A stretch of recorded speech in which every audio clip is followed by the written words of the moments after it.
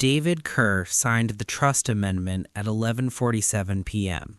in a hospital room that smelled like disinfectant and dying roses, and the moment the pen lifted from paper, he understood that some signatures don't just transfer wealth, they resurrect the past. His son was 3 floors above him, sedated, failing. His granddaughter, a child he'd met twice, was asleep in the ICU family room with her head on a stranger's lap. And his ex-wife, the woman he hadn't spoken to in 18 years, was standing in the doorway with a dog he didn't recognize and an expression he remembered too well. Claire hadn't changed in the ways that mattered. She was 54 now, her hair more silver than blonde, her face carved by something deeper than age. She wore a wool coat over scrubs, the kind nurses wear when they've worked a double shift and forgotten they're still human. The dog at her side was a German shepherd, gray around the muzzle, wearing a faded police vest that read "Retired." "You didn't have to come," David said, though they both knew that was a lie. "Yes," Claire said quietly, "I did." The lawyer cleared his throat. The nurse pretended not to listen, and somewhere in the fluorescent hum of Mercy General Hospital, a little girl who'd lost her mother 6 months ago and was about to lose her father became the axis around which 2 people who'd once destroyed each other would have to rebuild. Stay with me through this. I need to ask you something that matters. Do you believe 2 people can love each other twice, or is the second time just the echo of the first? Drop a comment. I want to know what you think. The thing about David Kerr that most people didn't understand was that his wealth had never been about money. At 61, he owned half the skyline in 3 major cities. Kerr and Associates had designed stadiums, museums, the kind of buildings that made politicians weep at ribbon cuttings. But David had started his career in a basement studio in Queens, drafting affordable housing units for a nonprofit that paid him in leftover bagels and hope. That was where he'd met Claire. She'd been a patrol officer then, 26, assigned to community outreach in a neighborhood where most of the buildings David designed would eventually stand.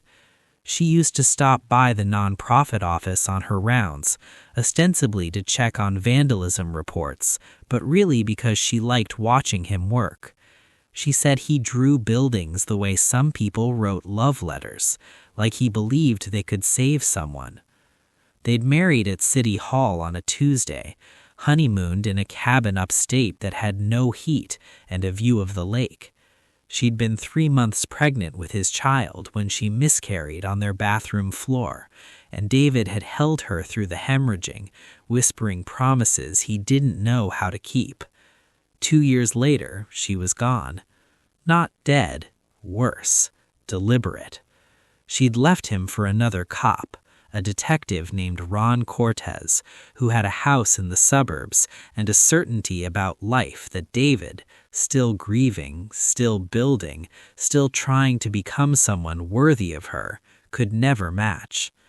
The divorce papers had arrived on the same day David's first major commission was announced.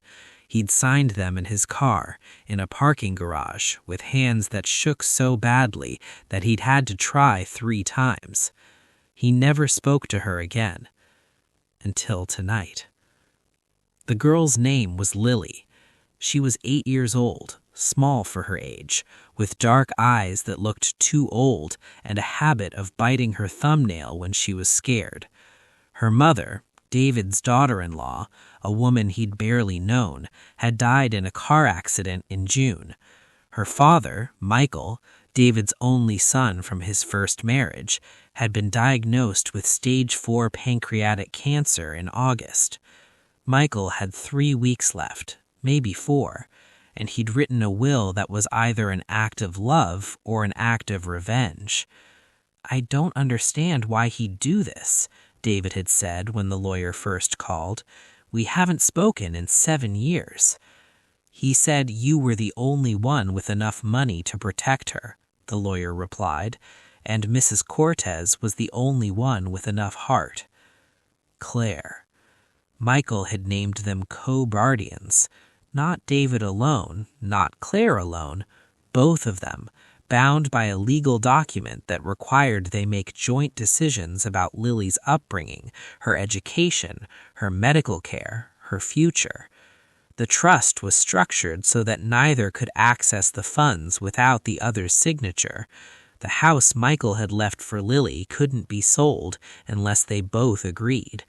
Even the therapy dog, Ron's old canine, a German shepherd named Bronson who'd retired after Ron died of a heart attack 2 years ago, was written into the clause. It was a trap, and Michael, dying, knew exactly what he was doing. Claire sat in the hospital cafeteria at 1 a.m, hands wrapped around a cup of coffee she wasn't drinking, and tried to remember the last time she'd made a decision that cost her something permanent. Leaving David was one. Marrying Ron was another. And now, this. Bronson lay under the table, his head on her foot, the way he always did when he sensed her distress. He'd been Ron's partner for 6 years, had saved his life twice, and had howled for 3 days straight after Ron's funeral. Claire had adopted him because no one else would, because Ron had loved that dog more than he loved most people, and because in the 2 years since, he'd become the only living thing that didn't expect her to explain herself. She should have said no to Michael's request, but she'd gone to see him 3 weeks ago when he'd first called. He'd been in hospice then, skeletal, his skin the color of old paper. He'd looked at her with David's eyes, because that's what he had. David's eyes, David's jawline, the ghost of a man she'd once believed could save her, and he'd said, "I need you to do this. For Lily. Not for him. For her." "Why me?" Claire asked. "Because you know what it's like to lose everything, and you didn't let it kill you." She signed the papers that afternoon. She hadn't told David she was coming until the lawyer called him. And now, here they were. David found her in the cafeteria at 1:18 p.m. He didn't ask if he could sit. He just did, lowering himself into the plastic chair across from her with the careful movements of a man who'd learned to carry his exhaustion like a second skin. "She's still asleep," David said. "Good. The nurse said she hasn't cried once. She will." They sat in silence. Bronson's tail thumped once against the floor, a greeting or a warning, Claire couldn't tell. "I didn't know Ron had died," David said finally. "No reason you would." "I'm sorry." "Don't be. You didn't know him." "I knew you loved him." Claire looked at him then, really looked, and saw what 18 years had done. The lines around his eyes, the gray in his hair, the way his hands rested on the table, perfectly still, as if he'd learned to stop reaching for things a long time ago. "I didn't," Claire said. David blinked. "What?" "I didn't love him. Not the way I should have." The cafeteria hummed around them. A janitor mopped the far corner. A vending machine buzzed and clicked, and Claire felt the words rising in her throat. The confession she'd carried for nearly 2 decades, the truth she'd buried under a good marriage and a decent life, and the kind of quiet regret that only surfaces at 1 a.m. in a hospital that smells like grief. "I married him because I couldn't survive loving you." David's face didn't change, but his hands did. They curled, just slightly, into fists. "Claire, I'm not asking for anything," she said quickly. "I'm just telling you, because if we're going to do this, raise a child together, make decisions, pretend we're capable of being in the same room, you need to know that I didn't leave because I stopped loving you. I left because I loved you so much it was going to kill me." She stood. Bronson stood with her. "Michael's lawyer said you've already set up a room for Lily at your place in Westchester. I'll stay in the guest house. We'll figure out a schedule. You won't have to see me more than necessary." She was halfway to the door when David spoke. "I bought that property because you said you wanted to live somewhere you could see the sky." Claire stopped. "The guest house has the better view," David continued, his voice low and even. "The master suite has heated floors. You always hated cold mornings." Claire's throat tightened. "I need you to understand something," David said, and now his voice wasn't even at all. "I didn't stop either. Here's what I need from you. Whose side are you on right now? David's for waiting or Claire's for leaving? Comment below. Tell me who you understand more, because I think the answer says something about who you are." Lily came home on a Tuesday. Michael died on Thursday. The funeral was small, private, the kind of service where everyone whispers and no one knows what to say to the 8-year-old in the front row who hasn't cried yet. David stood on one side of her. Claire stood on the other. Bronson sat at Lily's feet, his head resting on her knee. When it was over, they drove to Westchester in separate cars. The property was everything Claire had forgotten and everything she remembered. 70 acres of woods and meadow, a main house that looked like it belonged in an architecture magazine, and a guest house that was bigger than the apartment she'd been renting in Queens. David carried Lily's suitcase, Claire carried the dog's food, and Lily walked between them, silent, her hand clutching a stuffed rabbit that had belonged to her mother. "This is your room," David said, opening a door on the second floor. It was painted pale yellow. There was a window seat overlooking the woods, a bookshelf already filled with books, a desk with art supplies. Everything a child might need, arranged by someone who didn't know what children needed but had tried anyway. Lily looked at it for a long time. Then she turned to Claire. "Can Bronson sleep with me?" "If you want him to." "I want him to." Claire nodded. "Then he will." Lily climbed onto the bed, still wearing her funeral dress, and Bronson jumped up beside her, curling his body around hers like a shield. She buried her face in his fur, and finally, she cried. They fell into a rhythm that felt less like cooperation and more like a carefully negotiated ceasefire. David worked from home 3 days a week. Claire picked up shifts at a clinic in town, minor emergencies and walk-ins, nothing like the ER were actually done before, but enough to pay her own way. They traded off school drop-offs, dinner prep, bedtime routines. They communicated through a shared calendar and brief, polite text messages. Lily has a dentist appointment at 3. Noted. I'll take her. She didn't eat breakfast. I'll pack extra lunch. They were professional, efficient, careful. They did not eat meals together. They did not speak about the past. They did not acknowledge that David's bedroom was directly above the guest house, or that sometimes, late at night, Claire could hear him walking the length of his room like a man trying to outpace his own thoughts. But Lily noticed everything. "Why don't you eat with us?" she asked Claire one night, 3 weeks in. "I eat in the guest house, sweetheart. It's easier." "But you're part of the family now." Claire's hands stilled over the dish she was washing. "It's complicated." That's what grown-ups say when they don't want to tell the truth. From the doorway, David's voice. "She's right." Claire turned. He was standing there in a sweater and jeans, holding a bottle of wine and 3 glasses. Well, 2 glasses and a juice box.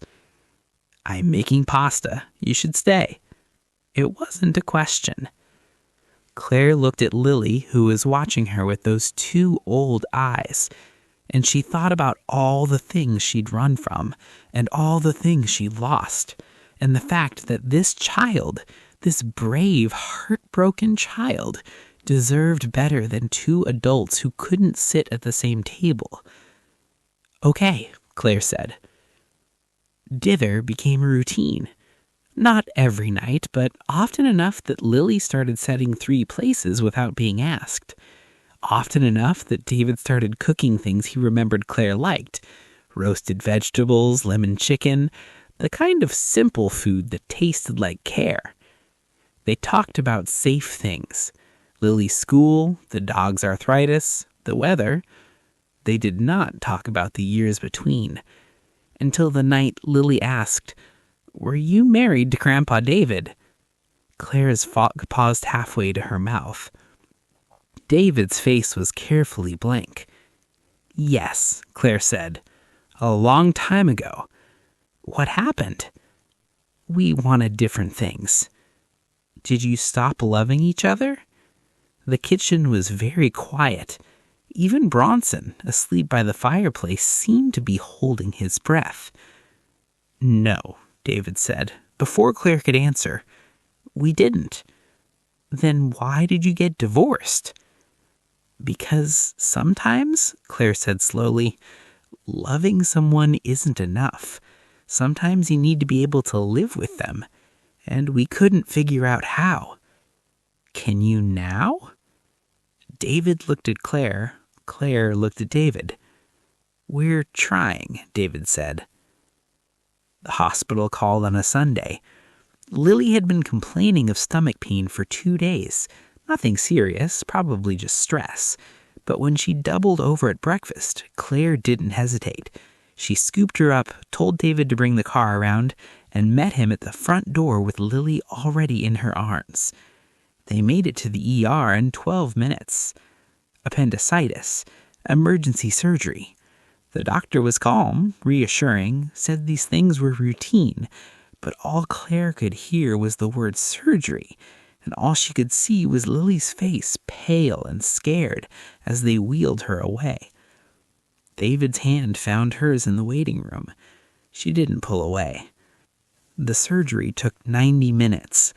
They sat in plastic chairs that were bolted to the floor and watched a TV no one was watching and listened to announcements for doctors they didn't know. David bought coffee they didn't drink.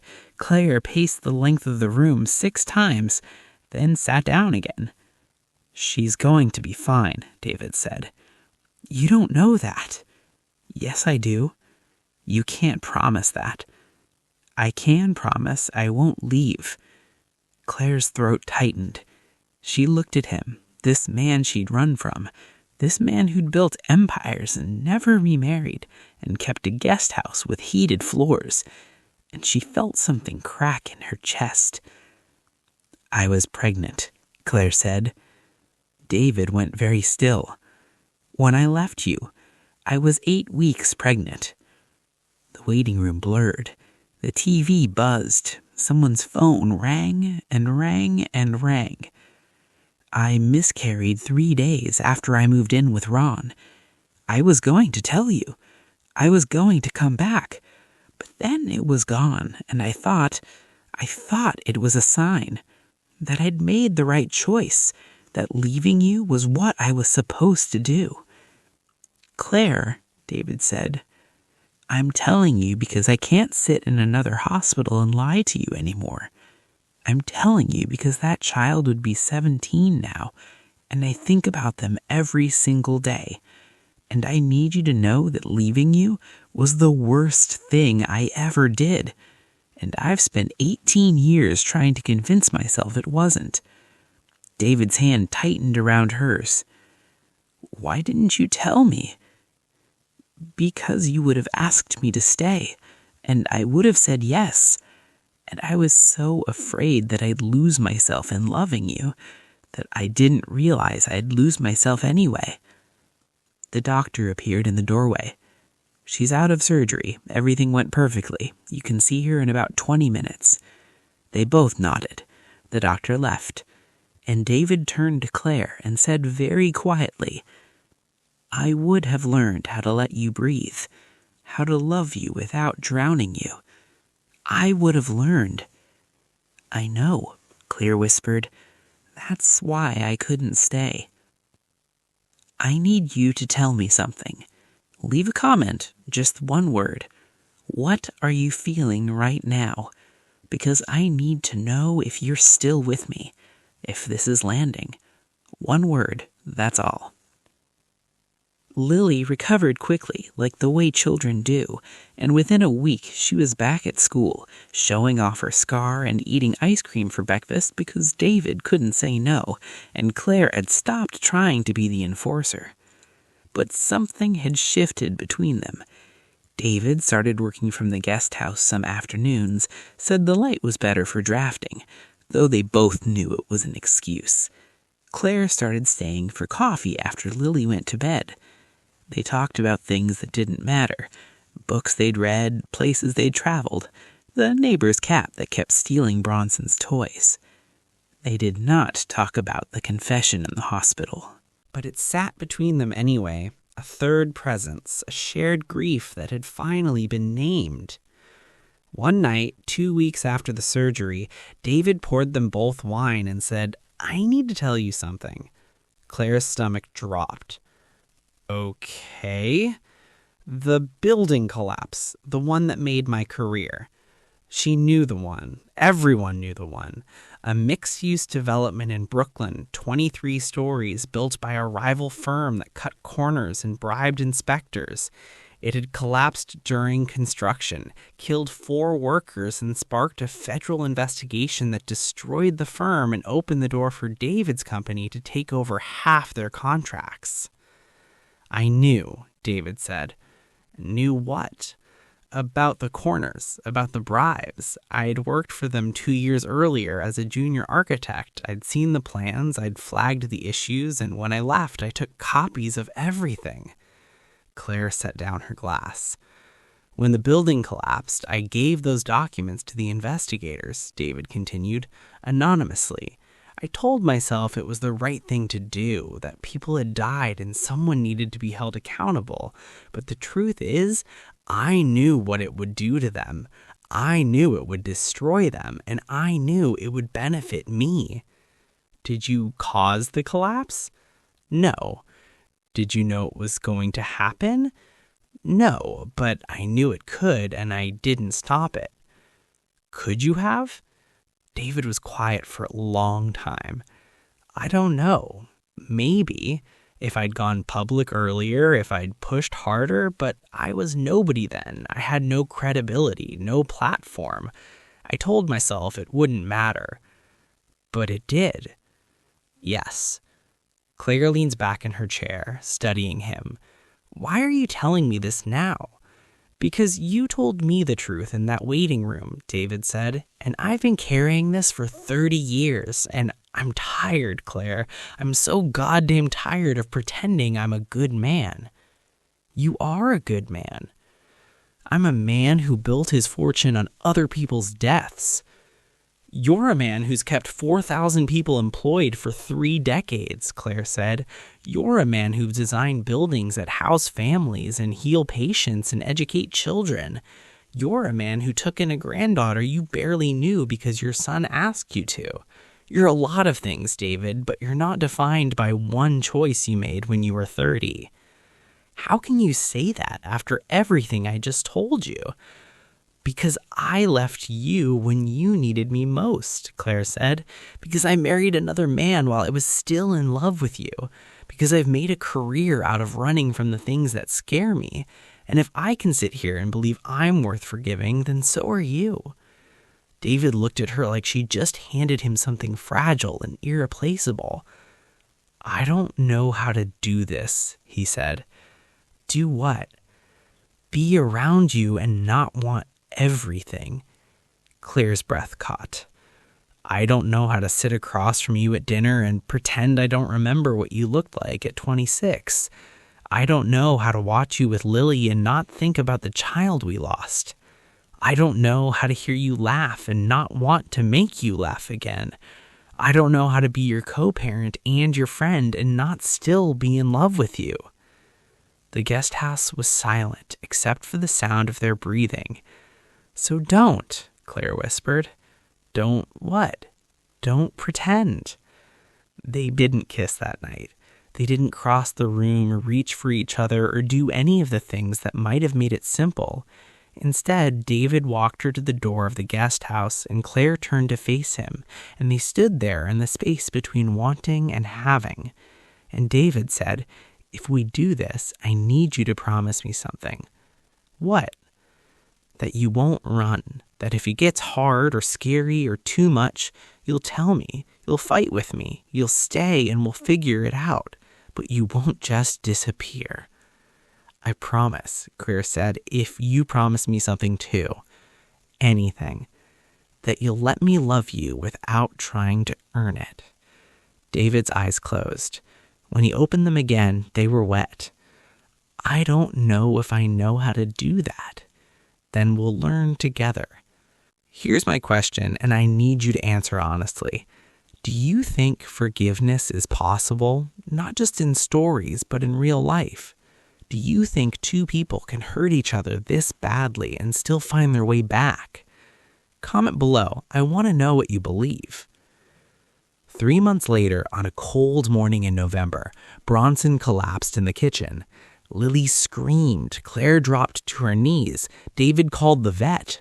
They made it to the animal hospital in 14 minutes, and the vet, a kind woman with gray hair and steady hands, examined Bronson and said the words they'd all been expecting, but none of them were ready to hear. "His heart is failing.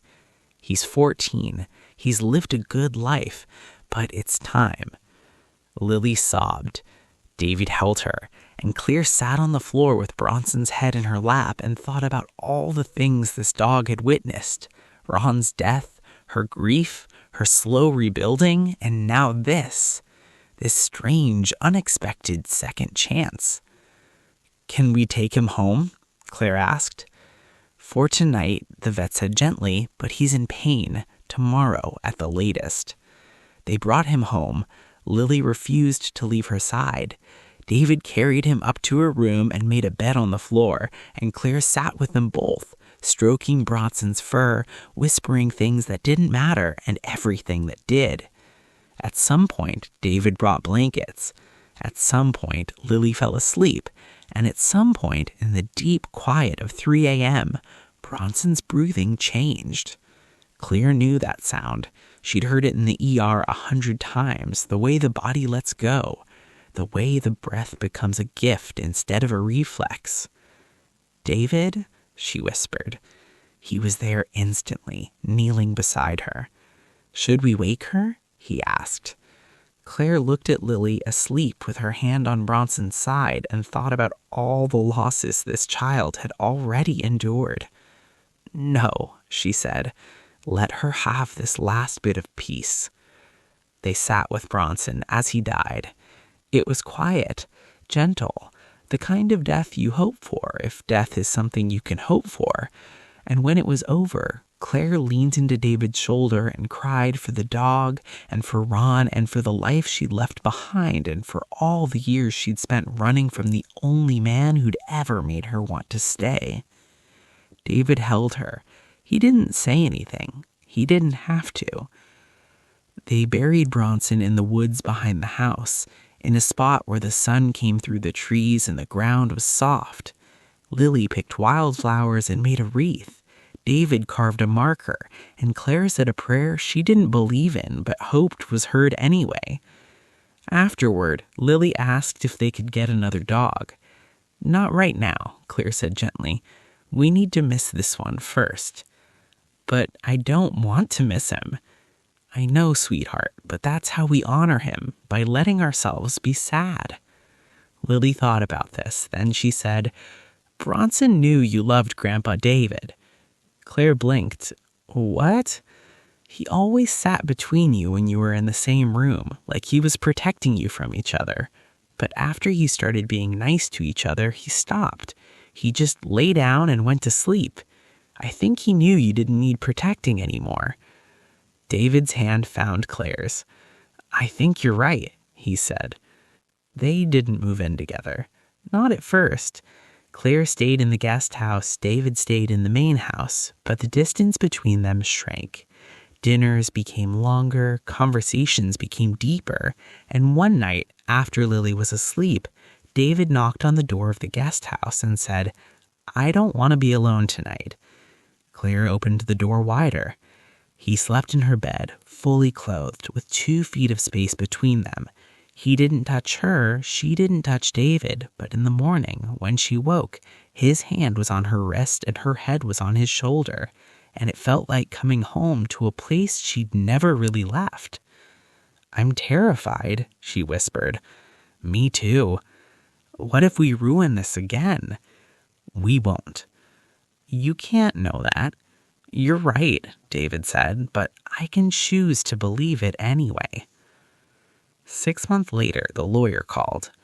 "There's a clause in the trust I need to discuss with you both," he said. They met in his office on Tuesday. Lily was at school. The lawyer looked uncomfortable. When Michael wrote the will, he included a provision that would be activated if certain conditions were met. "What conditions?" David asked. "If you and Mrs. Cortez remained co-guardians for 1 year without legal dispute, and if Lily's therapist reported that she was thriving, then the trust would be restructured." "Restructured how?" Claire asked. The lawyer slid a document across the desk. "The building would become jointly owned. The funds would be accessible to either of you independently, and there would be an additional bequest." David scanned the document, stopped, read it again. "He left us the cabin," he said. Lily leaned over. "What cabin?" "The one upstate where we honeymooned." The lawyer nodded.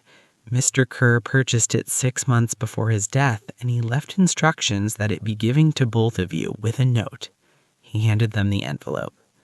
David opened it. Inside, in Michael's handwriting, "You taught me that love is a choice you make every day, even when it's hard, especially when it's hard. The cabin is yours. Fix it up, make new memories, and for God's sake, stop wasting time." Claire's hands shook. David folded the letter carefully and put it back in the envelope. "We'll take it," he said. They drove to the cabin on a Saturday in May. Lily came with them, along with a new puppy, a golden retriever named Scout, who chewed everything and slept on Lily's bed and had eyes that reminded Claire of Bronson's, though she'd never say that out loud. The cabin was worse than they remembered and better than they'd hoped. The roof leaked, the porch sagged, but the view of the lake was the same, and the woods were the same, and when David opened the door and Claire stepped inside, she felt 26 again and 54 at the same time. "It's perfect," Lily declared, running straight to the loft. David set down their bags. Claire stood in the middle of the room, looking around. "We should renovate," she said. "Absolutely. New windows, new floors, whatever you want. I want to stay here sometimes, just the 3 of us. Done. I want to marry you again." David turned slowly. Claire was standing by the window, backlit by the afternoon sun, and she looked exactly the way he remembered and nothing like it at all. "Say that again?" he said.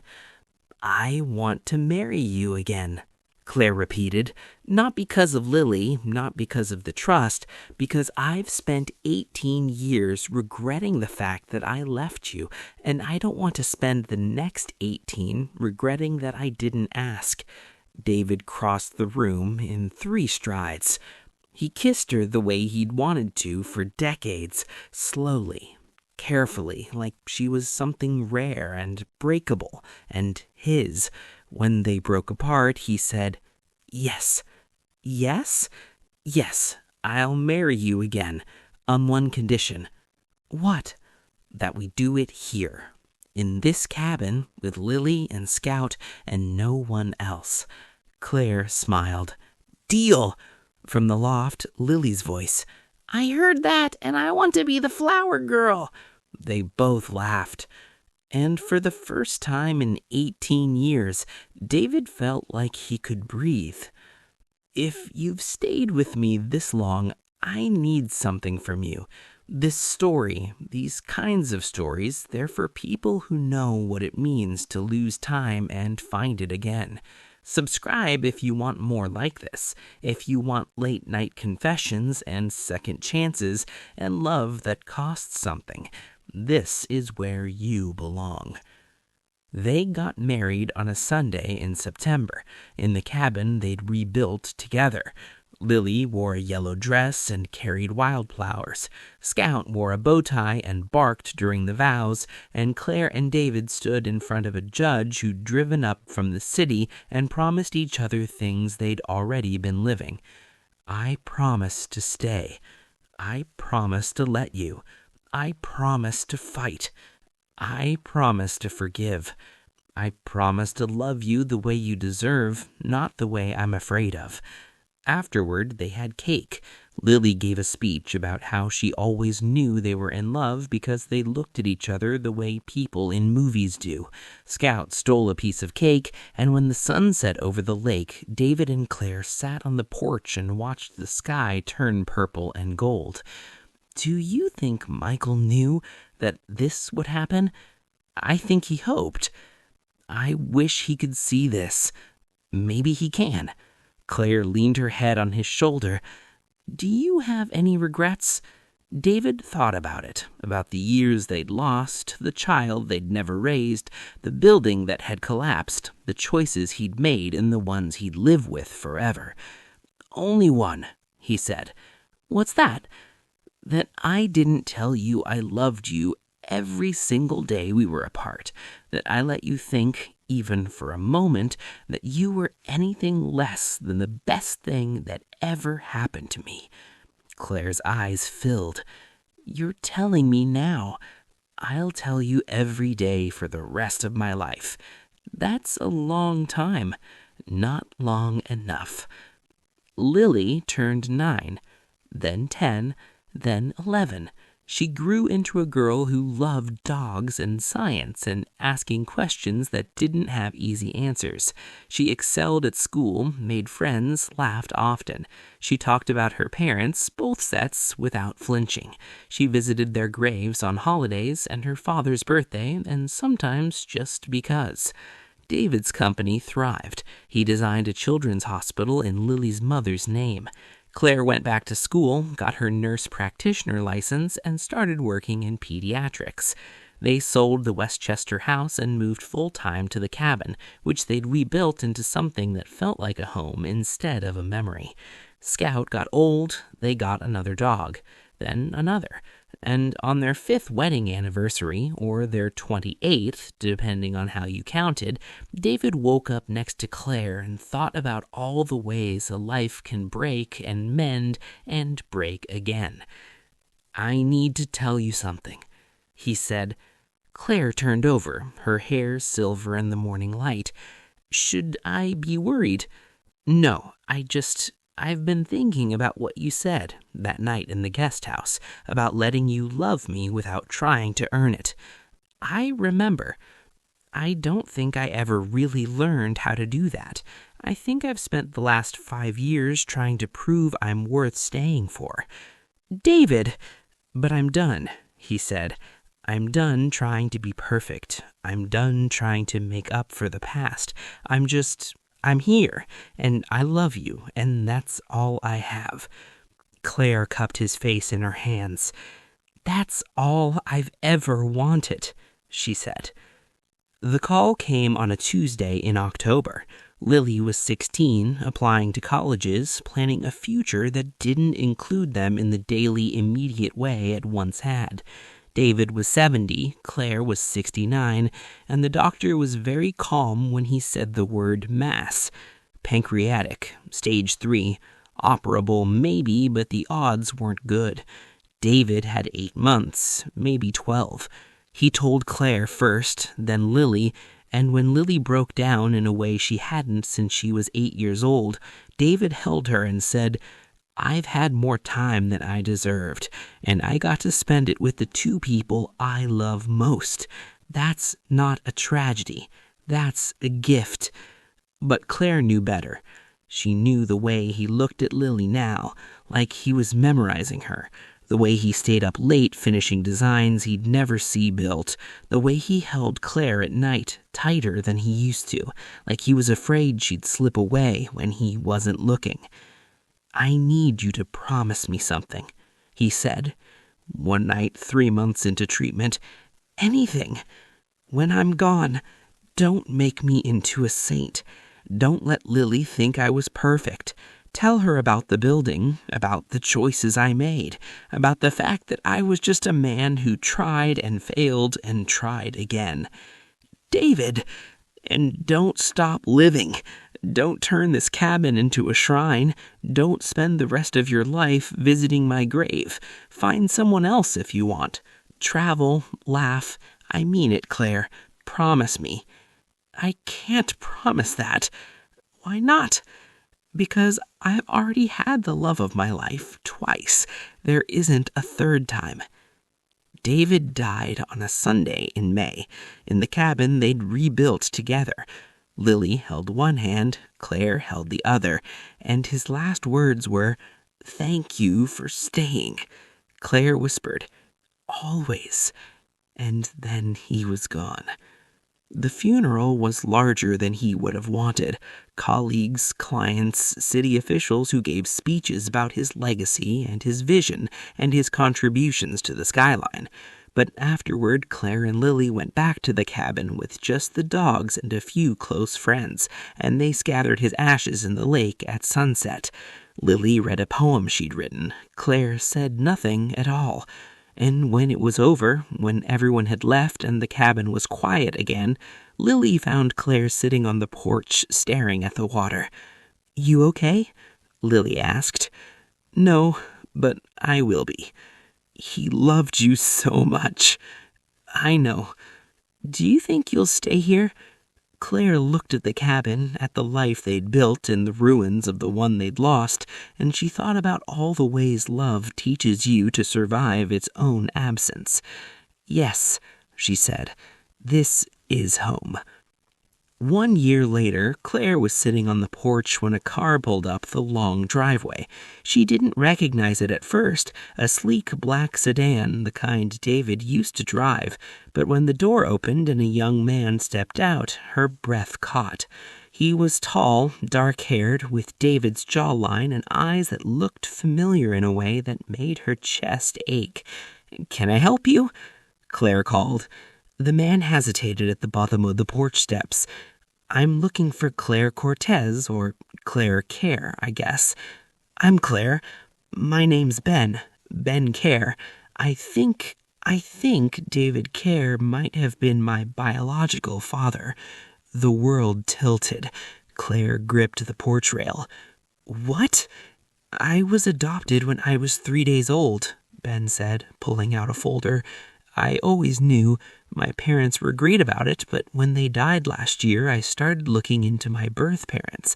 The DNA test pointed me to the Kerr family tree, and the dates line up. I was born 9 months after David's first marriage ended." Claire's mind raced. David's first wife, the marriage that had ended badly, quickly, before Claire had ever met him. "I wrote to him 2 years ago. He never responded. I assumed he didn't want contact, but then I saw his obituary, and I guess I wanted to see the place he called home." Claire studied him. The resemblance was undeniable. David's nose, his hands, the way he stood, slightly off balance, like he wasn't sure he belonged. "He never got your letter," Claire said quietly. "He would have responded. He would have wanted to know you." Her voice broke.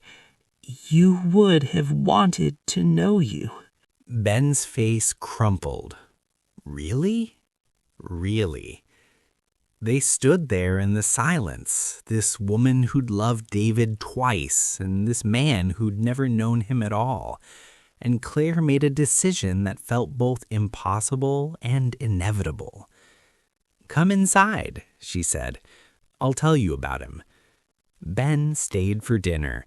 then for the weekend, then somehow longer. Lily came home from college for Thanksgiving and met her uncle for the first time. They argued about architecture and politics and whether dogs were better than cats. They laughed in a way that reminded Claire of David so acutely she had to leave the room. But she came back. She always came back. Because that's what David had taught her, that love isn't about holding on. It's about staying. It's about showing up, even when it hurts. It's about building something in the space between loss and hope and calling it home. Here's what I need you to understand, and I need you to answer honestly. What would you do? If you lost someone and then discovered a piece of them still existed in the world, would you let them in? Or would it be too painful? Comment below, because I think the answer tells you something about how you love. 5 years after David died, Claire was 74 years old and still living in the cabin. Lily was a pediatric surgeon in Boston, married, expecting her first child. Ben was an architect in Seattle, designing low-income housing, carrying on work David had started decades ago. And Claire volunteered at the local animal shelter, walked the dogs no one else wanted, and spent her evenings on the porch watching the lake. She didn't date, didn't try to fill the space David had left, but she wasn't lonely either. Because loneliness, she'd learned, wasn't the absence of people, it was the absence of purpose. And she had Lily, she had Ben, she had the dogs and the cabin and the memory of a man who'd loved her badly and then beautifully and then not at all because he was gone. But on a Tuesday in September, their wedding anniversary, or what would have been, Claire woke up to find a package on the porch. No return address, just her name in handwriting she didn't recognize. Inside was a letter. Dear Mrs. Kerr, you don't know me, but I knew your husband. 30 years ago, I was one of the construction workers on the Brooklyn project, the one that collapsed. I survived, barely, and for 3 decades, I hated David Kerr. I blamed him for not stopping it, for benefiting from our tragedy, for building his empire on our blood. But last year, my grandson needed a kidney. We couldn't afford the transplant.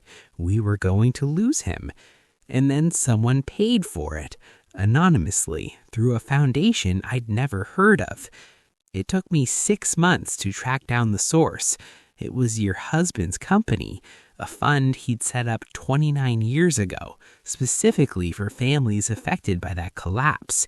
He'd been paying medical bills, college tuitions, funeral costs. Quietly, without taking credit. My grandson is alive because of him. I thought you should know. I thought someone should tell you that the man you loved wasn't perfect, but he tried, and sometimes that's enough. Respectfully, Martin Delgado. Claire read the letter 3 times. Then she folded it carefully, walked down to the lake, and sat on the dock where she and David used to watch the sunset. She thought about the building that collapsed, the workers who died, the guilt David carried, the fund he'd never mentioned, and she thought about the fact that even now, 5 years gone, he was still teaching her what love looked like. Not perfection, just presence. Just showing up again and again, even when no one was watching. You didn't have to hide that from me. I would have loved you anyway. The lake didn't answer, but somewhere in the space between memory and hope, Claire felt something settle. Not closure, not peace, but something close enough. This is the part where I ask you to do something for me. Not for the algorithm, not for the numbers, but because stories like this, stories about people who mess up and try again and love even when it costs them, they matter. If this one mattered to you, subscribe, tell someone about it, Leave a comment with one word, the thing you'll carry from this story into your own life, because that's how we keep these stories alive. That's how we honor the Davids and Claires and second chances we've all been given. Claire died at 82 in her sleep in the cabin with a dog at her feet and a picture of David on the nightstand. Lily found her in the morning, and when she called Ben, when they met at the cabin to go through her things, they found something neither of them expected. A letter, addressed to both of them, dated 1 week before she died. Dear loves, if you're reading this, I'm gone, and I'm okay with that. I've had a long life, a complicated one, but a good one. I want you to know that the cabin is yours now, all of it. Do with it what you will. Sell it, keep it, burn it down if you want. It's just a place. But if you keep it, I have one request. Use it the way David and I did, as a place to come back to when you've lost your way, as a place to remember that love isn't about getting it right the first time. It's about trying again. Lily, you're going to be an incredible mother. You already are. And when your child asks about me and David, tell them the truth. Tell them we broke each other's hearts and then spent the rest of our lives putting them back together. Ben, you're doing the work your father started. He would be so proud. I'm so proud. Keep building. Keep making space for people who need it. And both of you, don't make me into someone I wasn't. I was just a woman who ran from love and then chased it and then learned to live inside it without flinching. That's all any of us can do. I love you both.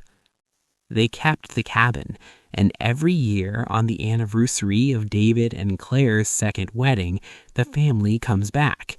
Lily and her husband and their daughter, Ben and his partner, the cousins and the dogs and the people who've been folded into this strange, broken, beautiful family. They sit on the porch and tell stories about David's terrible jokes and Claire's stubborn silences, and the fact that love, real love, is never easy, but always worth it. And sometimes, late at night, when everyone else is asleep, Lily or Ben will walk down to the lake and look at the water and think about the two people who taught them that it's never too late, that second chances are real, that love can survive almost anything, even itself. He wasn't supposed to recognize her, not after 18 years, not after the lie that ruined them both. But he did, and she stayed, and that made all the difference. Leave one word below, the feeling you're carrying from this story. Just one. I'll be reading every single one. And if you want more stories like this, stories that cost something, stories that matter, you know what to do.